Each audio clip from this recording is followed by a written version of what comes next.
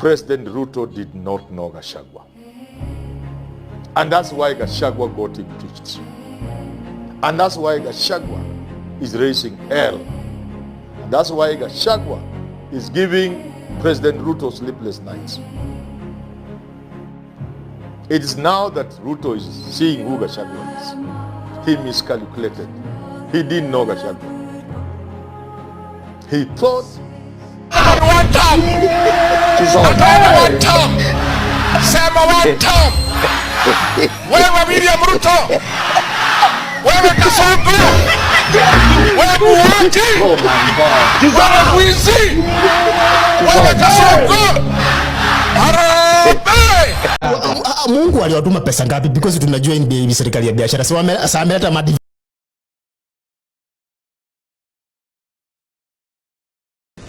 At the tallying center at the ward level, we will have Gen Z representatives to count the votes and to announce the votes. Alafu tutaungana kama Gen Z, kama ni Nairobi County, kuna Gen Z wa kule Githurai, Gen Z wa Kangemi, atatuambia ni ngapi na tutajua ni votes ngapi za rais zimepigwa katika Nairobi County, na tutafanya hivyo katika Kakamega County, tutafanya hivyo katika Bungoma County. Hamna haja na magavana, MCA, mnataka zile za rais peke yake. Lazima rais ametuchosha bana, lazima akwende nyumbani. Ndugu zangu, wale wana wasiwasi, wale wamechaguliwa pale wendo wakapendelea Rais William Ruto. Kusema kweli, wa Kenya, Ruto ni one term president. Msiogope, Ruto mwenyewe hana kura. Kwa hivyo kuna wasiwasi ataiba kura, sikio zimetoka wapi. Ruto ni one term president, wala MIBC waapisho mara moja na waandae election mara moja. Watu sipelechelezo tafadhali. Mara moja waandae election. Hizo ni kauli za wakazi kutoka kaunti ya Mombasa. Pia wa Kenya wale hawana kura, chukueni kura. Wale hampigagi kura siku hiyo mpaka watoto wetu watumulikie na tochi tukienda katika polling stations, because tutapiga kura sisi sote ili tuhakikishe maisha yenye tumefinyiliwa na hii regime tutawatoa asubuhi na mapema, na hawatakuwa na nafasi ya kujitetea kwa sababu tutawapea margin kubwa. If not a million, then 2 million difference. Umeshindwa na 2 million, there is no way unaweza kucheza hiyo karongorongo kwa hiyo uchaguzi. Kwa hivyo sina hofu kwa sababu ground tushahit. Na tunasikiza ground inasema one term. So, Arambe one term, mtu wasiwatishe na mtu wasiwauzie uoga. Mimi mwenyewe I come from one word with President William Ruto. Na nasema one term. Usikuja hapa kutuambia mambo ya Njoroge, sijui Kamau, Kiplagat na nani. Pelekeni ujumbe, ground ni mbaya. Ground ni mbaya. Ground inasema Arambe. Arambe. Ruto must go. Luchivia, labda hujui ni nani utapigia kura in 2027. Yes. Lakini ile kitu muhimu zaidi ni kwamba ujue yule mwenye hautapigia kura. Yes. Are we together? You may not know who you will vote for in 2027. Yes. But it is important to know who you will not vote for in 2027. Thank you. One term. When I say Zakayo, you say Ashuke Zakayo? Ashuke. You see how interesting it is? Yes. So you are, when are you going to the next class next year? Next year? How many terms remaining? You say one term. How many terms remaining? One? One term. One term. Are you doing what? I'm copying who? Hey, no, I'm not copying him. I'm just saying we're just remaining one term so that you can go to the next class. No.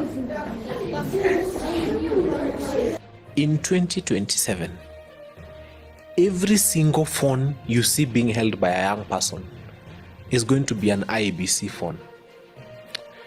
If this room here is a voting station, you will see people saying, this is Jamhuri Primary School, classroom number 7B, this stream.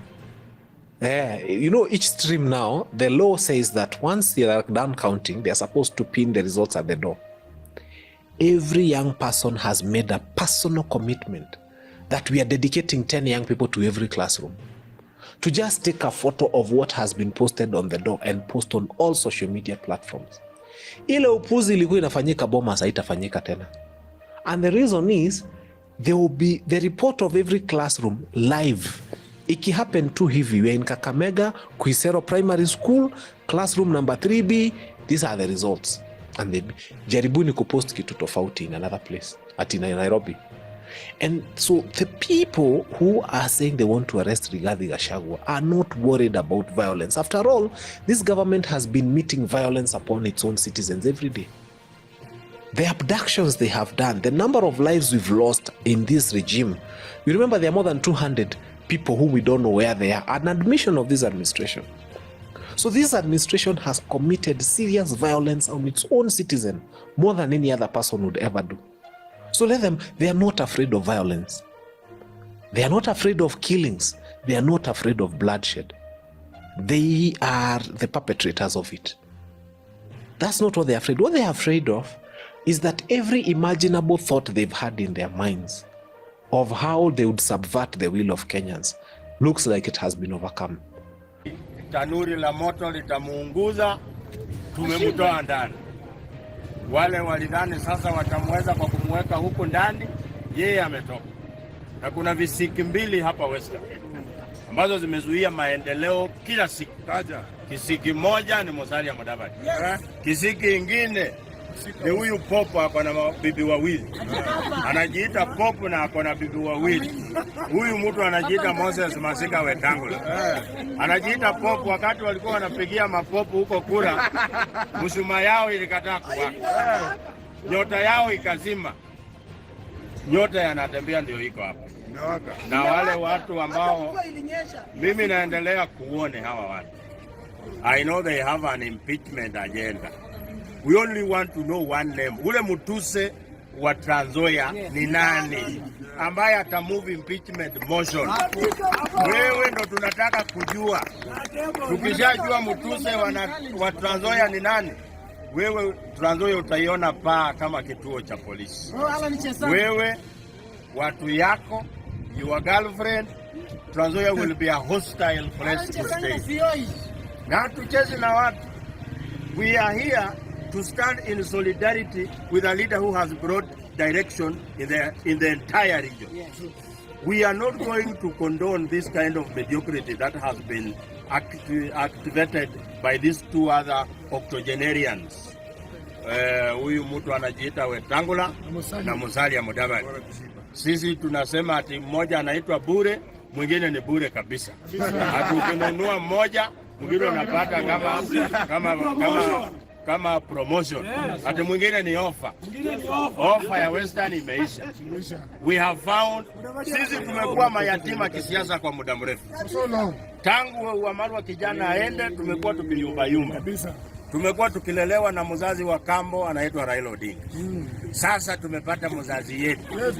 Tuko hapa na natembea. Hatutakubali kulelewa tena na mzazi ya kambo. Ninyi mnakubali hiyo? Mnakubali hiyo? Kulelewa na mzazi wa kambo. Wakati tuko na natembea. Any leader from Western ukikosa kusupport natembea nyumbani. If you are vying in Western, ticket number 1, imba jina la natembea. Usipoimba natembea, nyumbani ni nje. Simama ni namna hiyo.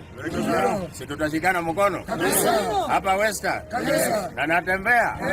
Tuunganishe jamii. Tukuja hapa Nairobi. Tushike kila kitu.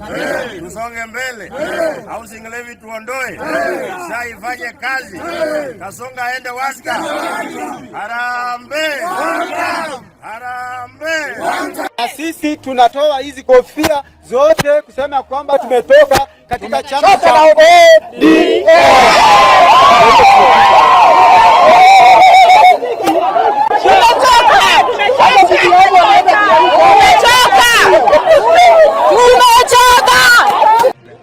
Mheshimiwa Ruto, tunakuomba sisi mama mboga, mama majani ambayo tulikupikia kura, kama tulikukosea utusamee.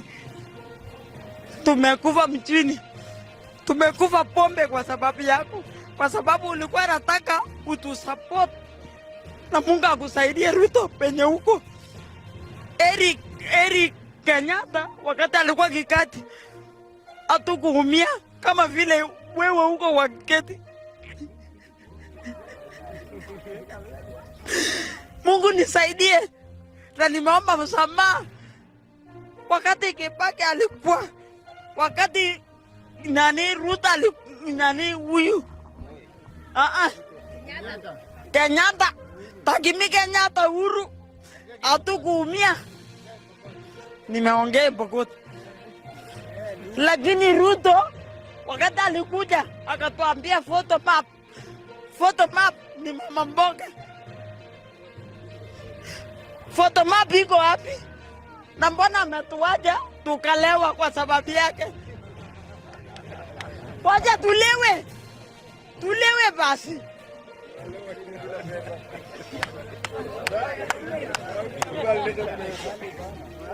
Lagi Arab Ruto kanyonyo ungatus anyom ngolei walinyoko walingo kubunwa kenanda tukul. Mimi niliwaambia kwamba Ruto ni dictator, and some of you people can't believe it, and those are facts. I will give you a good example. Wakati Uhuru Kenyatta was about to end his term, we had people that were nominated, such as my friend Ole Sangok, we had Mama Miradi, Elizabeth Omanga. Hao wote walikuwa nominated, and apparently they defied the nominating authority, which was Uhuru Kenyatta, wakaenda upande wa Ruto. And these people were not even punished. Waliendelea kuzurura kila mahali for entire 5 years na Ruto, and nobody punished them.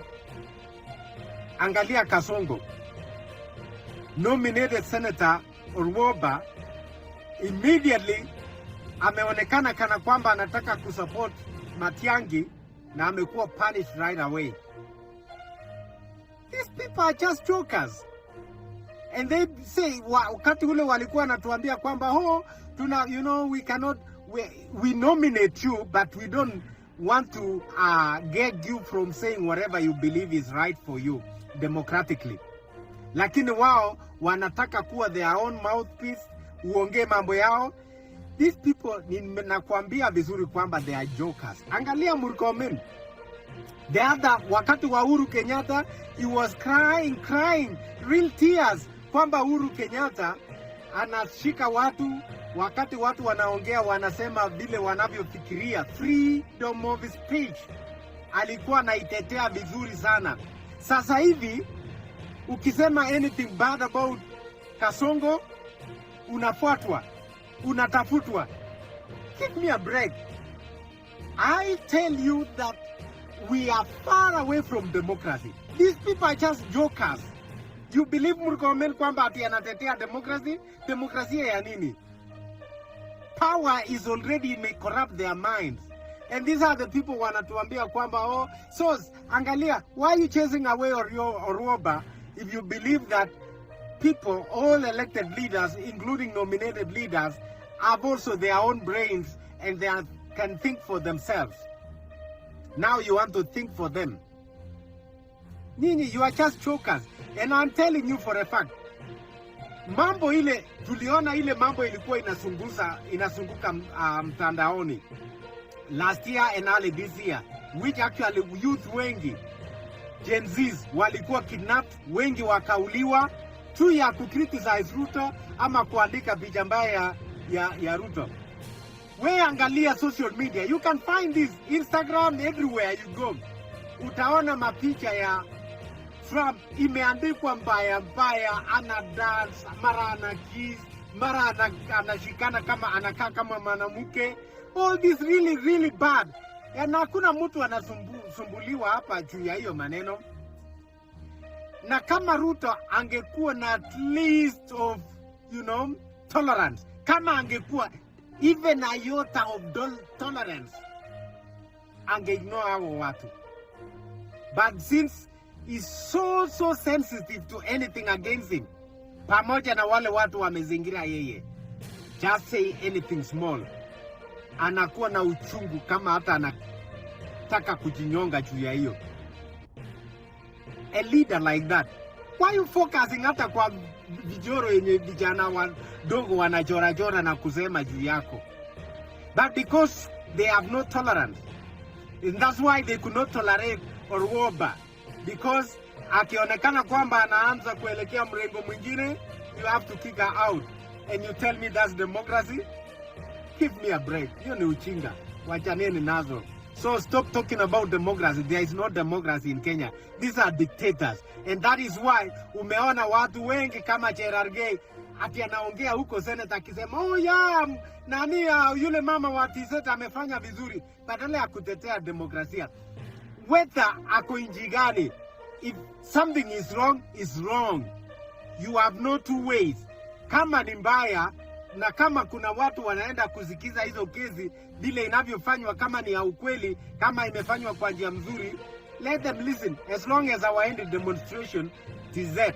But nyinyi, you have a lot of high affinity to dictatorship.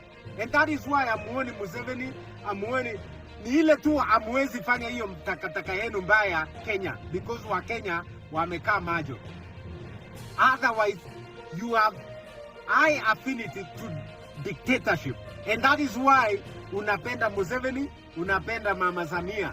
And all these are dictators. What was wrong for Martha Karua na timu yake kwenda kusikia kama justice imefanywa? Na hapa tunajidanganya kwamba ati tuko East Africa Federation or what? That's just nonsense. It's heading nowhere.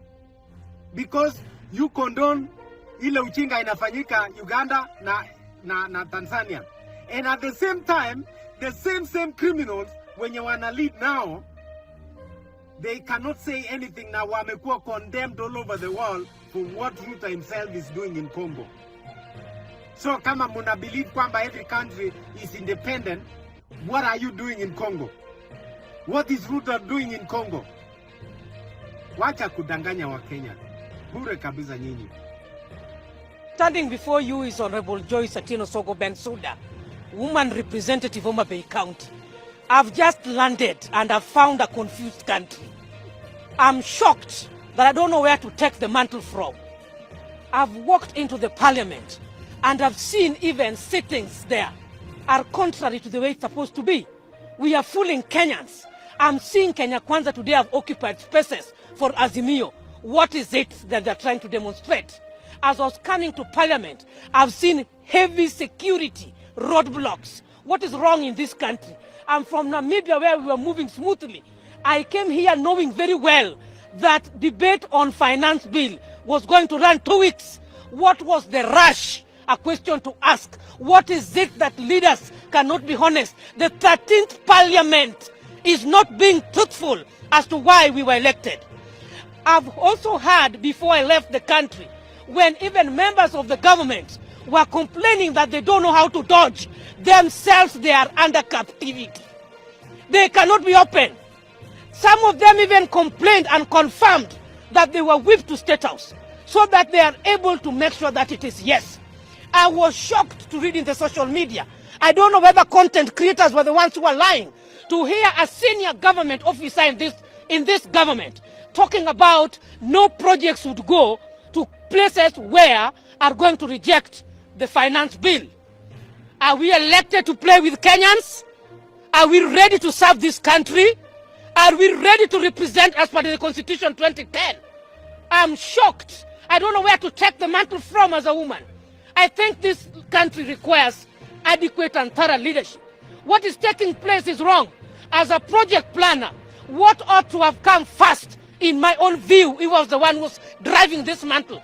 The Debt and Privatization Committee was supposed to table for this country what is the level and the state of this country in terms of loans, in terms of guarantees given. That would have been the first cycle. The second cycle now was supposed to be the budget to be read. That which I found being read in Parliament with a section of legislatures. It is sad. This is a budget which is going to be managed by taxpayers' money. From there, Kenyans were supposed to ask themselves, are we ready to finance and afford to implement the proposed budget? Then the third stage now was the finance bill. which was supposed to now take care of how are we going to finance our budget? What are the loans that we are going to give? Have we optimized our debt levels that we don't need to go under debts? I went into a country which is only 2.5 million, and they are sustaining their projects. What is this problem? What is this monster in this country that we cannot revive the existing projects? We cannot start by sustaining what we have. Why do we rush into taxation? The content creators to be taxed at 15%. Do we even train them? Do we offer them opportunities? We are talking of a digitalized country. If we can tax each and everything, even my hair itself today, I cannot afford it because they're already even taxing what is going to be for the hairdressers. This is a nation that requires rigorous advocacy and true leadership. At this pace, I don't know where we are heading to. This is a country that requires real prayers. We are lost, and that's what I can say. We must come out from being lost. 1.5% tax, housing levy. I don't even want to hear that. Whether it is 0.1%, I'm not taking it up. Why? Remember, I'm a primary school teacher. I took loan during that time and built my house. Teachers are organized people. Even I was waiting to represent my teachers. What was this rush of voting yesterday? What was this rush? What was this rush? What is it that we were feeling yesterday at night? We should not force people into a framework without consultation. I believe that public participation should be adequate. This finance bill did not undergo a relevant and secure public participation. The Kenyans are just getting glimpses of it. How do you tax somebody who's already having a thatched greenhouse and is comfortable doing agriculture at home? Then you keep on talking of many things, zero rating exempt, zero rating exempt, zero rating exempt. What are you talking about? It is a pity. There are people who have retired, they are old. Will they be coming to Nairobi here and many places to secure for their rental collection? Even we are told that even the houses after they are being built, they are going to be subjected into tax, that somebody is going to be put to collect your money. How is it going to benefit me? People are supposed to be staying in different places and advancing. Who informed, who consulted me on 1.5% reduction from 3%? Were you yourself consulted? Do you need that house? We are joking with this country, and people must rise in arms. When you see policemen shunning away the voices of Kenyans, something is pretty wrong. And the leaders must come out.